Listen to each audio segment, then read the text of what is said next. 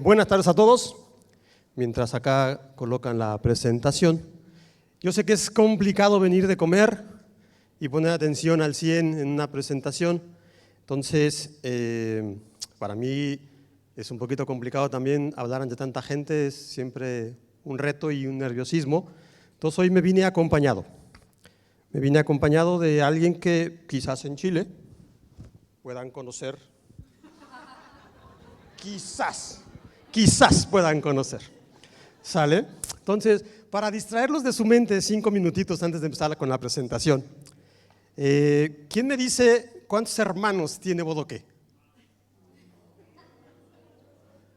Tomen en cuenta que es un conejo.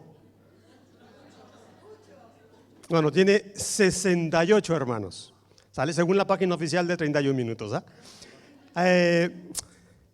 Otra cosa interesante de Bodoque es, ¿alguien tiene idea de cuál es el caballo al que le apuesta siempre Bodoque? Tormenta China, es correcto, muy bien. Y finalmente, este no, pero el títer original de Bodoque tiene un ojo diferente al otro. ¿Alguien tiene idea de por qué? ¿No? Bueno, el titiritero que le da vida a Bodoque padece de estrabismo. Por eso tiene un ojo diferente al otro. Entonces uno como que es fijo y el otro como que se mueve siempre, ¿no? Entonces, bueno, vamos a poner a Bodoque acá. Ya hizo su chamba el día de hoy. Que me deje trabajar un rato más ahora. Y antes de empezar también, una frase icónica de este personaje en alguno de sus episodios es: primero que nada, no soy su amigo. Segundo, ¿quién es usted? Y tercero, ¿qué le importa? Bueno, vamos a cambiar un poco esa frase hoy. Primero que nada, sí soy su amigo. Segundo, ya me conocen, mi nombre es Nicolás Saúl Estrada, trabajo para Merck.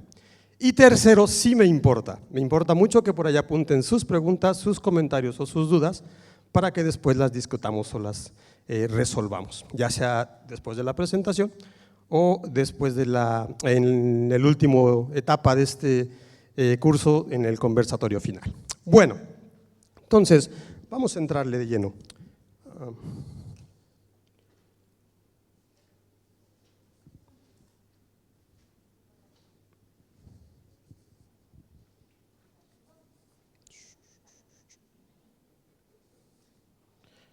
Perfecto.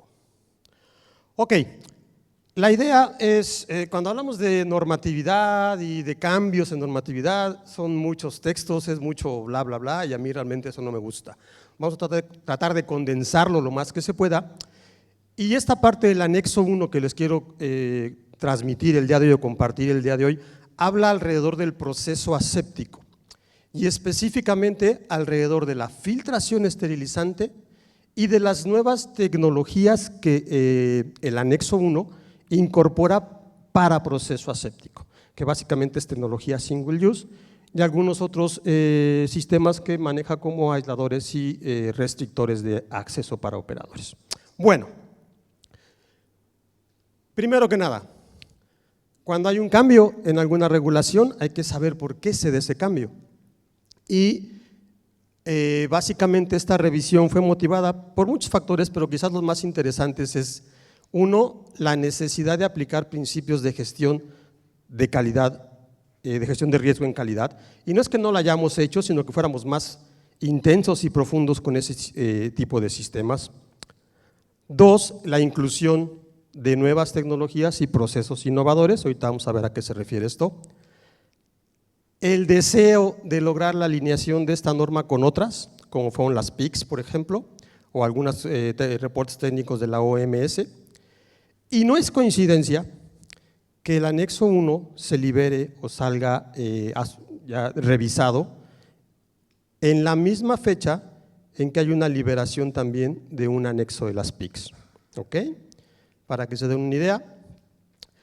Otra de las situaciones interesantes por la cual se da esta revisión es las famosas warning letters que se conocen en la FDA, que no son otra cosa más que cartas de amonestación, y declaraciones de incumplimiento de buenas prácticas de manufactura enfocadas en dos cuestiones importantes del proceso aséptico o de la manufactura de medicamentos, relacionadas con problemas de esterilidad y problemas de contaminación. Y eso generó en la Comunidad Económica Europea una recolección de productos, ya liberados obviamente, y por eso se dieron a la tarea de estar haciendo esta nueva revisión y enfocarse más en algunas cuestiones de control de contaminación. Ya, por ahí hablamos y ya se manejaron algunos términos de estrategia del control de contaminación y todo esto los vamos a repasar de una manera enfocados a este proceso aséptico. Bien, ¿qué maneja ese nuevo anexo 1 o en qué profundiza ese nuevo anexo 1? Bueno, ahí para los que quizás no estén muy en cuestiones de regulación o de páginas internet, aquí les pongo algunas cuestiones del anexo 1 y las PICs. Bueno, básicamente este nuevo anexo 1 hace referencia a la actualización de esas buenas prácticas de manufactura, concretamente en el apartado de medicamentos estériles o proceso aséptico. 2, la publicación del anexo 1 de PICs, que también fue revisado y entró en vigor el año 2023. Entonces, no es coincidencia que en la misma fecha entre en vigor esa nueva actualización de la Comunidad Económica Europea. ¿Okay? ¿Por qué hago mención a las PICs? Bueno, básicamente porque hoy día en Latinoamérica tenemos varias agencias reguladoras que están inscritas a PICs. Y me dirán, bueno, mi compañía no exporta productos a Europa, no necesito cumplir con el anexo 1, error. ¿Por qué? Porque realmente el anexo 1 se ha convertido en una referencia importante para la implementación de procesos en nuestra región.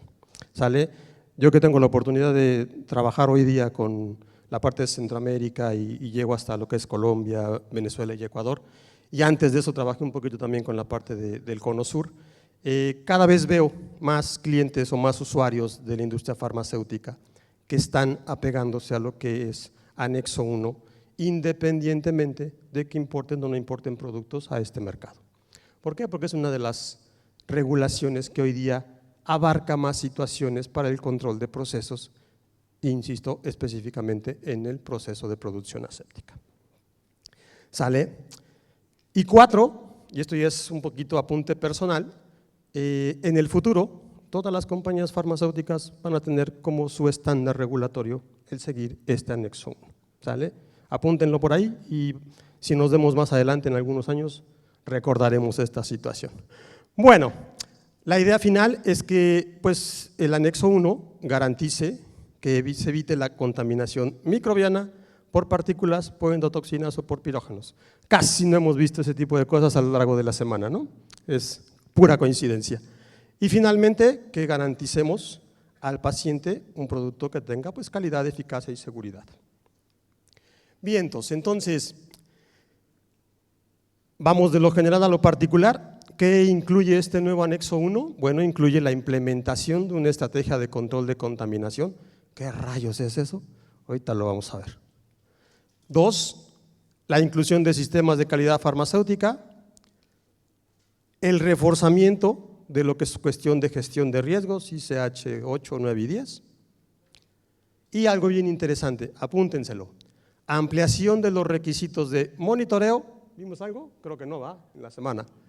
Sanitización, lo acabamos de ver, limpieza y algo bien interesante, que mucha de la industria farmacéutica luego no le pone atención, capacitación y requerimientos de capacitación y la documentación de esa capacitación.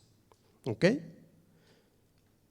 5, un alcance más amplio en nuevas tecnologías, como cuáles, aisladores, sistemas POPSIT, para aquellos que no son de proceso aséptico, ahorita vemos qué significa eso de POPSIT, sistemas cerrados, básicamente sistemas single use, sistemas de un solo uso, y sistemas de acceso restringido o por sus siglas en inglés RAPS. ¿Ok?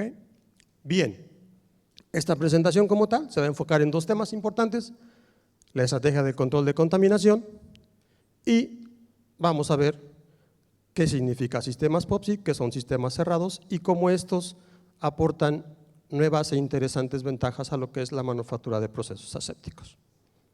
Bueno, entonces, ¿cómo definimos control o estrategia de control de contaminación?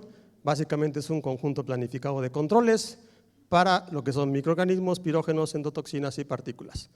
No es que no hagamos eso o no es que no hagan eso hoy día en sus diferentes laboratorios o industrias en donde trabajen, Simplemente necesitamos reforzar, profundizar y aplicar aquellos nuevos conceptos y parámetros que nos pide este nuevo anexo 1. ¿Ok? No es que estemos en pañales en esa situación. Ok, los controles pueden incluir parámetros relacionados con sustancias activas, excipientes, instalaciones, equipos, controles de proceso y sobre todo la frecuencia de seguimiento y control de esos parámetros. Para que se den una idea de la importancia de esto, aquellos que tienen idea de lo que significa la PDA, la Parental Doc Associations, hay un reporte exclusivo de cómo implementar y desarrollar una estrategia de control de contaminación en sus diferentes compañías. ¿Sale? Para tener acceso a esto, obviamente hay que pagar, pero creo que vale la pena el pago que se puede hacer para obtener este tipo de información. ¿Estamos? Bien, entonces, un sistema o una estrategia de control de contaminación tiene que abarcar todas y cada una de estas etapas. Diseño del proceso, simulación, monitoreo, personal, etc. Básicamente alguien por ahí, no me acuerdo si era la persona que habló del Instituto de Salud Pública de acá de Chile, mencionaba Quality by Design. Básicamente es la aplicación de Quality by Design para poder establecer una estrategia de control de contaminación a lo largo del proceso de manufactura. Y no hablo solamente del área de producción, desde que recibo una materia prima hasta que se transforma en un producto. ¿Ok? Entonces, sí, no vamos a tener a ver cada uno de ellos, pero definiendo qué es la estrategia de control de contaminación, básicamente es un programa holístico que abarca conceptos dentro de contextos de toda la instalación de fabricación y del proceso. Y si nos referimos a eso de holístico, es básicamente una forma de ver los sistemas en un todo integrado. Y por ahí también durante la semana alguien platicaba de no trabajar los departamentos de manera aislada. Tenemos que sumar esfuerzos para que ese control estratégico de contaminación abarque todas y cada una de las áreas, para que cuando hay una desviación o algún problema dentro de ella, sepamos y tengamos idea de cómo vamos a atacar ese tipo de fallas o de desviaciones. ¿Ok? Bien, entonces, si lo quieren ver en una diapositiva, quizás mi realidad que yo pretendo ver es esta y la que tengo realmente es esta, ¿no? Entonces, insisto, no es que no hayamos hecho algo, lo tenemos hecho, pero quizás no está dentro de los parámetros que ese nuevo anexo 1 nos está solicitando. ¿Bien? Perfecto. Bueno, si nos enfocamos ya como tal en la parte del proceso aséptico, el anexo 1 me dice dos cosas importantes. El proceso aséptico manténlo cerrado, estéril y controlado. ¿Y cómo hago eso? Bueno, básicamente me orienta específicamente a lo que es la filtración estéril, redundante y POPSIT, ahorita vamos a ver esos dos términos, y a un procesamiento cerrado, que no es otra cosa más que la inclusión de sistemas single use o sistemas desechables para ese proceso aséptico. Bien, ya por ahí también hemos hablado acerca de diferentes tipos de áreas y grados. Esto es básicamente relacionado a sistemas desechables o sistemas single use, en dónde voy a utilizar cada uno de ellos y cómo voy a diseñar ese sistema single use para cada una de esas áreas. No es igual utilizar un sistema single use en un área tipo ISO 5 que en un área B, C o D. Tiene sus diferencias y es importante marcarlas. ¿Ok? Bien, esto. Entonces, 4 aspectos básicos de este documento alrededor del proceso aséptico. Uno es la esterilización por filtración, de aquellos productos que no se pueden esterilizar por algún autoclave o por esterilización terminal. 2, requisitos de POPSIT, y les voy adelantando, POPSIT no significa más que Pre-Use Post-Sterilization Integrity Test. ¿Qué es esto? Una prueba de integridad antes de usar el filtro y después de haber sido esterilizado.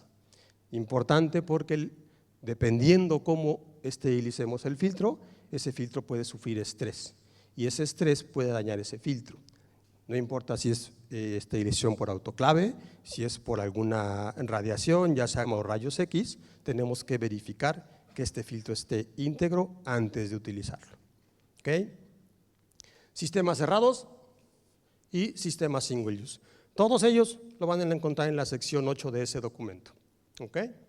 Bueno, entonces, ¿cómo impacta este anexo 1 a los sistemas de filtración y específicamente la filtración final? Bien, a lo largo del proceso de manufactura para proceso aséptico podemos encontrar innumerables tipos de sistemas e innumerable o una cantidad necesaria de ciertos filtros, algunos críticos, otros no tan críticos, ¿ok?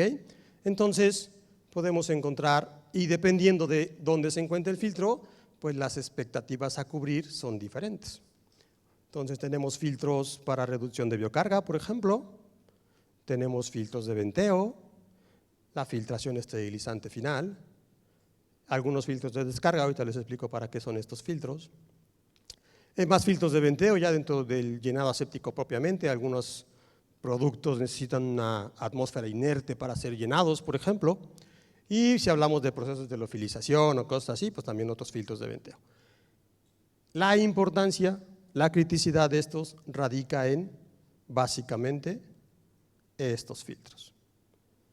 Este filtro de aquí es el más crítico, el más importante, o este sistema de filtros de aquí va a ser el más crítico o el más importante para ese proceso.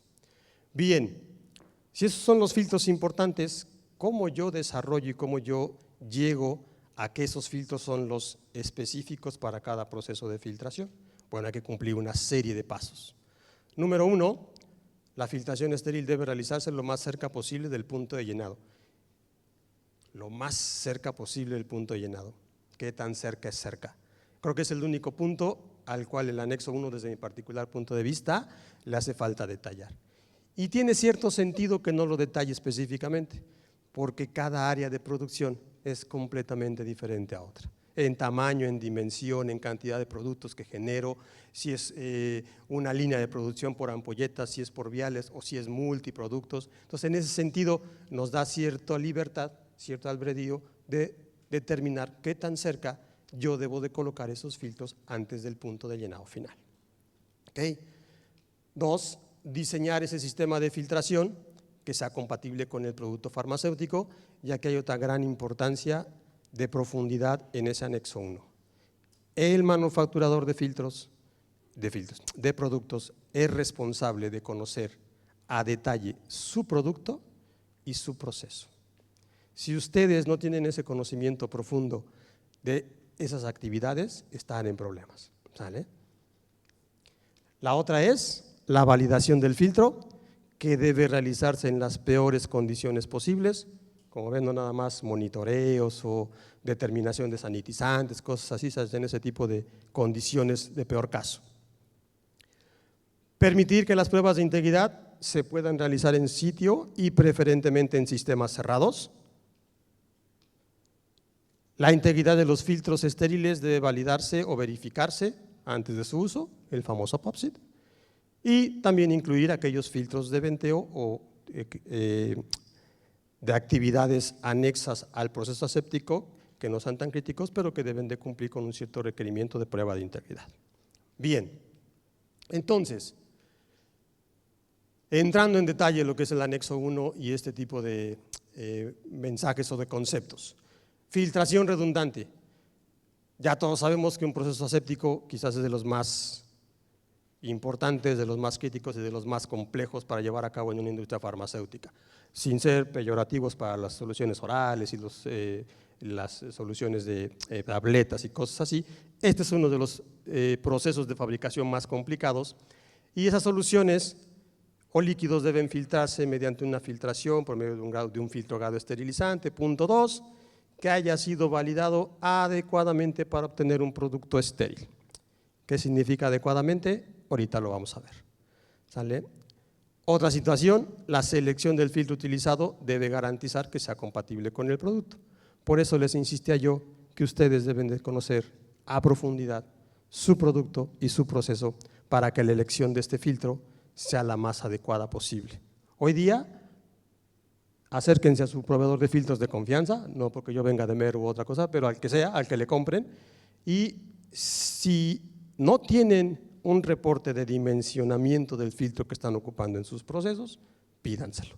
¿Sale? Normalmente estos servicios son de manera gratuita, no tienen un costo, pero al hacerlo ustedes obtienen una documentación importante para soportar el por qué eligieron ese filtro. Durante esas pruebas básicamente se cubren dos cosas: el tamaño del filtro para la cantidad de producto que voy a filtrar, en las horas que lo quiero filtrar, a la presión que lo quiero filtrar, y la otra va a ser la compatibilidad el tipo de polímero que van a elegir más recomendado en esas pruebas de integridad. Pueden probar acetato de celulosa, PVDF, poliéter sulfona, qué sé yo, y quizás de los tres uno les dará el de mayor eficiencia de producción. ¿Sale? Bien, entonces, apúntense, básicamente pone foco principal en el que el filtro debe ser validado adecuadamente y que el filtro debe ser compatible con el producto. ¿Cómo sé que mi filtro está validado adecuadamente? Ahorita lo vamos a ver, déjenme primero ver filtración redundante. Bueno, entonces, debido a que el proceso aséptico es un proceso de mucho mayor riesgo que otros procesos en la industria farmacéutica, el anexo 1 está recomendando una segunda filtración a través de un filtro también que sea grado esterilizante. A eso el anexo 1 le llama filtración redundante. Y ahorita vamos a ver cómo deben estar configurados y puestos esos filtros para que se considere filtración redundante. ¿Ok? Y la filtración estéril final, como ya lo habíamos visto, debe de llevarse a cabo en el punto más cercano al proceso de llenado y con conexiones, ya sea asépticas o estériles, después de la salida del filtro, siempre y cuando ésta sea posible. ¿Okay? Aquí también se menciona dos cosas interesantes, conexiones asépticas y conexiones estériles. La gran mayoría de nosotros que hemos trabajado en proceso aséptico, conectamos ese tipo de etapas de proceso de manufactura a filtración, de filtración a llenado, o si tenemos un tanque pulmón antes del proceso de llenado, casi todas son conexiones tipo CLAM, acero inoxidable plástico, esterilizadas por autoclave, bien, conexiones asépticas, pero hoy día la tecnología ha evolucionado hasta tener conexiones estériles que me permiten hacer conexiones de etapas de proceso, como en un cuarto en el que estamos ahorita, que ni siquiera pudiera ser a lo mejor considerado grado D, ¿sale? Y cuando yo hago esa conexión de esos conectores estériles, garantizo a través de una cámara que lo que pase de líquido de un lado a otro de esos conectores esté completamente aislado del medio ambiente. Entonces imagínense hacer ese tipo de conexiones en un área tipo ISO 5, por ejemplo, mucho mejor, o en un área tipo ISO 6 o ISO 7. ¿Ok? Bien, entonces este apartado específico de filtración redundante pone foco principal en la reducción del riesgo aséptico, Control Contamination Strategy, por medio de una filtración redundante. ¿Ok? Y pone foco principal en la reducción de ese riesgo del proceso aséptico, incluyendo sistemas single use, hablando específicamente de conectores estériles. Bien, entonces, ¿qué es filtración redundante y qué no es filtración redundante? Bueno, entonces sistemas de filtración, como les decía, hay como medicamentos manufacturados bajo ese proceso. Entonces podemos tener sistemas de filtración con un filtro único, más o menos esta puede ser la simulación, mi tanque de granel, mi sistema de filtración y mi área de llenado.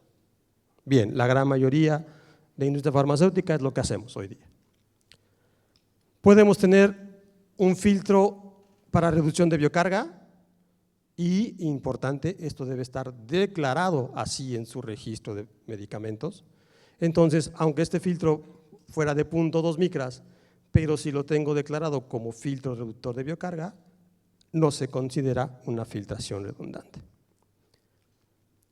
Puedo tener filtros dobles, manufactura de granel, filtración por un filtro grado esterilizante, retención de ese granel filtrado por un tiempo corto o largo, como ustedes necesiten, o como el proceso lo necesite, y otra vez un filtro grado esterilizante antes del proceso de llenado. Eso tampoco se considera filtración redundante. Entonces, filtración redundante se considera manufactura de granel, filtro de 0.2 enfrente de otro filtro 0.2 e inmediatamente o lo más cercano posible al proceso de llenado. ¿Ok? Cada vez más en la industria farmacéutica, sobre todo en Latinoamérica, les aplique o no les aplique esa regulación, los usuarios y los manufacturadores que tienen proceso aséptico están yéndose por utilizar esto antes de que la regulación los alcance. Entonces, si lo pueden ir implementando, mucho mejor. Bien, entonces, ya que tengo mi filtración redundante, ya que aclaramos el concepto, ¿qué tan cerca es cerca salud? ¿Qué tan cerca es cerca? Del llenado básicamente va a depender de sus áreas de proceso, de sus equipos de proceso y de su área de manufactura. Vamos, nadie le dice que tiene que estar a 10 centímetros de la llenadora, a 20, a 1 metro o a 3. Eso depende de ustedes, pero lo más cerca que se pueda de ese proceso de llenado. ¿Ok? Entonces, ¿cómo hago la selección del filtro esterilizante? Bueno, básicamente la selección de los componentes del sistema de filtración, y este debe incluir, si así lo tengo marcado o así lo tengo por proceso, los prefiltros que se utilicen en ella, bajo ciertos atributos de calidad del producto justificado y documentado. ¿Cómo documento eso? A través de la validación. Entonces, aquí el anexo 1 hace énfasis en que esos componentes de filtración son responsabilidad de la empresa farmacéutica. Entonces, ustedes son responsables de elegir su filtro para su producto y en qué condiciones de operación lo van a trabajar. Y lo tienen que documentar. ¿Ok? Todo esto bajo un marco de calidad por diseño y enfocado en gestión de riesgos de calidad. Tanto el prefiltro como el filtro esterilizante, si es que fuera el caso, debe de ser validado, y esa validación normalmente tiene 8 elementos importantes. ¿Cuáles son esos 8 elementos? Vamos a verlos. Primero, el famoso binding, que le llaman, que no es otra cosa más que demostrar que el filtro no aplica o no elimina algún componente del producto, ya sea por adsorción o absorción. ¿Sale? Que el filtro demuestre que está hecho para lo que requiera. Salud. 3. La esterilización, demostrar que el método de esterilización es eficaz y no compromete al filtro en alguna situación. Les pongo un ejemplo. Puede haber casos en los que esterilizamos un filtro por autoclave y a lo mejor este filtro se daña y no nos percatamos de ese daño, es decir, el poro se puede deformar de tal manera que deje de ser de 0.2 micras, pero va a ser tan grande para dejar pasar a lo mejor una partícula viable, pero va a ser tan pequeña como para que conforme vamos filtrando, las partículas que están suspendidas en ese líquido vayan volviendo a tapar o a reducir el tamaño de ese poro que se deformó. Y cuando hacemos una prueba de integridad, ya sea inicial o final, el filtro va a dar bien. Sin embargo, el filtro está dañado. Eso se le llama en inglés un término que se llama flow masking, y eso puede llegar a suceder en los filtros, y es por eso que el anexo 1 introdujo la situación de hacer pruebas de integridad después de esterilizar y antes de usar los sistemas de filtración. ¿Ok? El que sigue básicamente es extractables y leachables. Aquí no hay mucho que hacer, casi todos los plásticos pudieran desprender algún componente que pudiera afectar la calidad de mi producto, y yo tengo que identificarlo, cuantificarlo y evaluar ese impacto que pudiera tener sobre la calidad de ese producto, y más allá pudiera tener un impacto en la salud de la persona que se va a administrar algún medicamento. ¿Ok? Compatibilidad, demostrar que el filtro básicamente que no afecta negativamente al producto. Retención, es en la parte de validación, demostrar que el filtro elimina básicamente las bacterias que requerimos que eliminen a través de un protocolo específico, en este caso del American Standard Testing Materials, el 838, que es para lo que es retención bacteriana o prueba de retención bacteriana. Y no menos importante, demostrar la capacidad de retención bacteriana relacionada con una prueba de integridad, que es lo que hacemos todos los que manufacturamos medicamentos en algún momento, para garantizar que el filtro a través de una prueba física está íntegro. ¿Ok? Bien, entonces, ¿cómo selecciona ese filtro? Bueno, si no, hoy día lo tienen seleccionado, porque hace años, yo cuando trabajé en la industria farmacéutica, esto ya tiene más de 30 años, cuando llegué a ser supervisor de áreas asépticas, yo le decía, bueno, ¿y por qué ocupamos ese filtro? Bueno, la gente que tenía más tiempo ahí que yo, me decía, bueno, es el filtro que cuando yo llegué ya se ocupaba, Inge. ¿Ok? Y empezamos a buscar información, y ¿cómo llegamos a decidir que ese filtro era el ideal para ese proceso? Simplemente le dijimos al proveedor, necesitamos un filtro de 0.2 micras para filtrar este proceso, y él llegó con una sugerencia, así, física, pruébalo, en el proceso, si te da bien, bendito sea el Dios, le das la bendición y que así se vaya. Así lo hicimos mucho tiempo y hoy día, no me lo van a creer, pero sigue habiendo compañías que no tienen documentado la manera en que seleccionaron su filtro para su proceso de filtración de todos y cada uno de sus medicamentos. ¿Okay? Entonces, básicamente, se debe basar la recomendación del filtro y usted tiene que tener algún documento que avale el por qué estoy eligiendo ese filtro, y estas pruebas que les mencionaba hace ratito de dimensionamiento pueden hacerse perfectamente y cubrir ese requerimiento. ¿Sale? Algunos otros temas importantes: el tiempo máximo de filtración, el tiempo total en que va a estar el líquido con ese filtro, es decir, las regulaciones más, regulaciones menos, me dicen el proceso de filtración debe ser tan corto como sea posible, ¿ok? En base al volumen de lo que voy a filtrar, en base al tamaño del filtro que voy a utilizar, en base a las presiones que voy a ocupar para hacer esa filtración y los diferenciales de presión utilizados en ese proceso. La presión máxima de funcionamiento y el volumen máximo de filtración. Temperatura y otras cuestiones ahí que pudieran ser no tan importantes, pero todas y cada una de estas se consideran para hacer la selección adecuada de ese sistema de filtración. ¿Ok? Bueno, entonces, ¿qué es POPSI? Ya lo habíamos comentado, es Pre-Use Post-Sterilization Integrity Test, que no es otra cosa en el buen español más que pruebas de integridad antes de su uso y después de esterilizar el sistema. ¿Y cómo reconocemos este tipo de sistemas y cómo nos van a impactar en el proceso de filtración? Bueno, entonces, el anexo 1 en la 8.87 hace mención a esto y dice que la integridad del ensamble de filtración, y aquí fíjense, cambia bien importante, cambia de sistema a ensamble. ¿Sale? Del sistema de filtración esterilizado debe verificarse mediante pruebas de integridad antes de su uso. Y para verificar que no hay daños o pérdida de integridad causados por el proceso de esterilización, y debe ser sujeto a prueba de una prueba de integridad no destructiva después de su uso para garantizar el proceso de filtración. Entonces, básicamente lo que podemos encontrar es que un sistema tipo POPSI, y lo que los quiere enseñar hoy día el anexo 1 es, insisto, se indica ensamble en lugar de sistema, y aquí ya empieza a hablar de la participación de sistemas single use. Hoy día los sistemas de filtración pueden ser, vamos a llamarlo así entre comillas, reutilizables, es decir, pongo un cartucho en un housing, ¿sale? Y mi housing es el que reutilizo cada vez que cambio ese cartucho para un nuevo producto o una nueva filtración de un producto, o pueden ser completamente desechables, es decir, los adquiero, ya vienen listos para usarse, ya vienen esterilizados por gamma y radiación, y una vez que termino el proceso se van a la basura. ¿Ok? Bueno, a eso se refiere con sistema single use y con un sistema cerrado. Entonces, no todo es miel sobre hojuelas. Si yo voy a implementar sistemas tipo POPSI en mi proceso de filtración, sea reutilizable o sea single use, la chamba se me va a incrementar.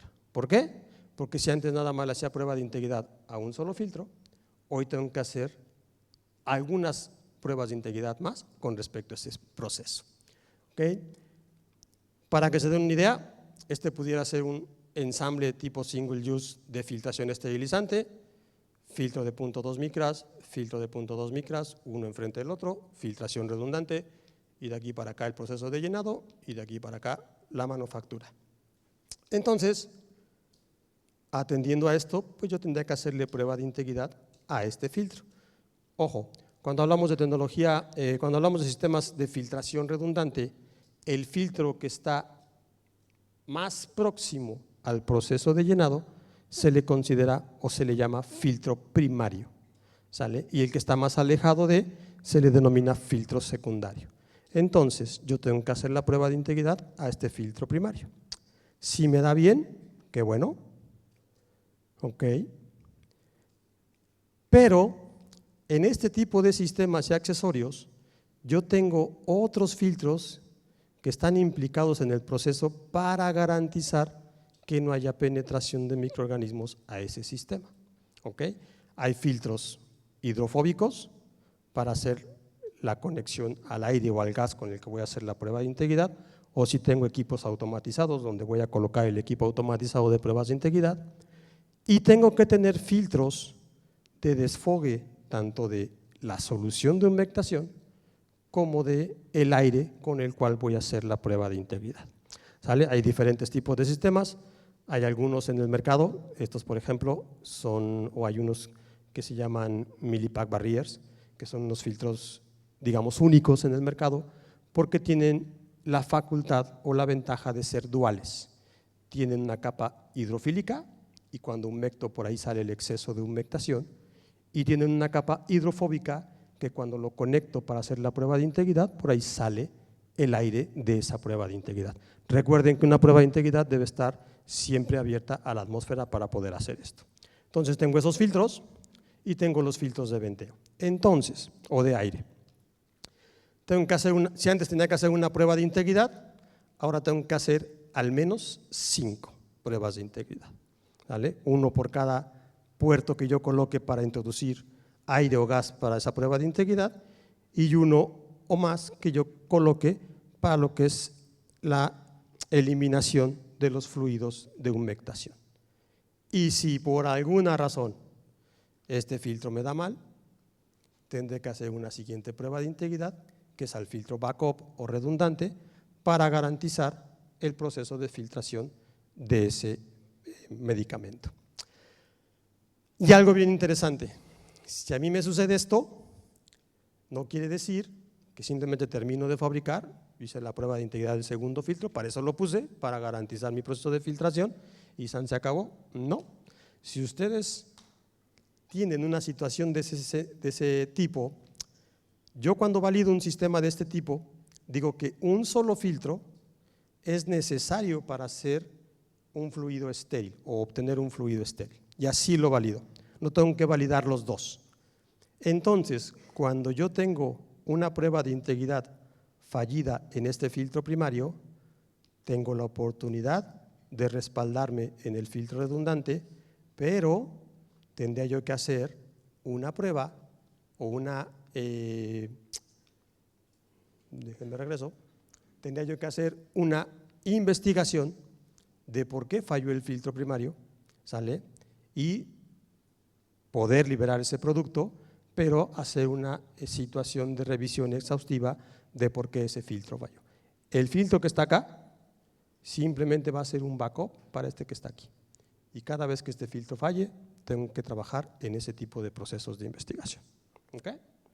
Bien. Bueno,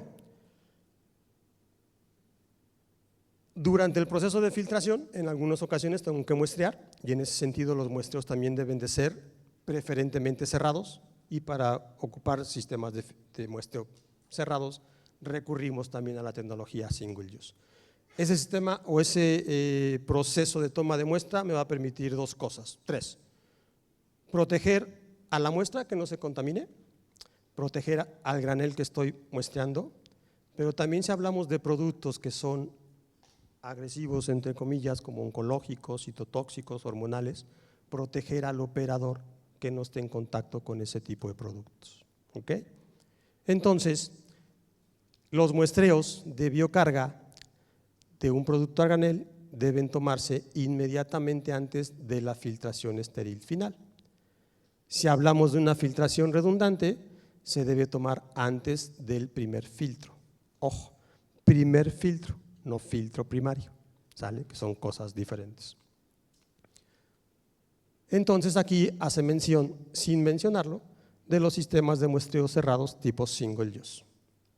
¿Ok? Entonces, para que se den una idea, si tengo un sistema de manufactura y filtración de este tipo, tengo mi granel, un filtro de reducción de biocarga, un filtro esterilizante, otro contenedor, un filtro esterilizante antes del proceso de llenado. Entonces mis tomas de muestra para biocarga deberán ser aquí y aquí. Si lo tengo redundante, mi toma de muestra deberá ser aquí y aquí, el primer filtro. ¿Ok? Bien. Finalmente, para no aburrirlos mucho el día de hoy y para que ya podamos irnos a tomar unos alcoholes, porque después de esto hay unos alcoholes, ¿no? Entonces, terminemos rápido, sí. Ok, sistema single use, que no los maneja como tal single use el anexo 1, los maneja como sistemas cerrados. ¿Sale? Y un sistema cerrado puede ser single use o puede ser un tanque de acero inoxidable con hermeticidad, ¿sale? Entonces, no se vayan nada más con la finta de sistema single use. Ok, entonces básicamente el sistema cerrado puede ser cualquier contenedor, acero inoxidable o plástico, que esté debidamente conectado a ese proceso y que me permita a mí tener aislado el producto del medio ambiente. Y insisto, sistemas cerrados, no confundirlos con aquellas tecnologías que hablan de aisladores de barrera o restrictores de barrera.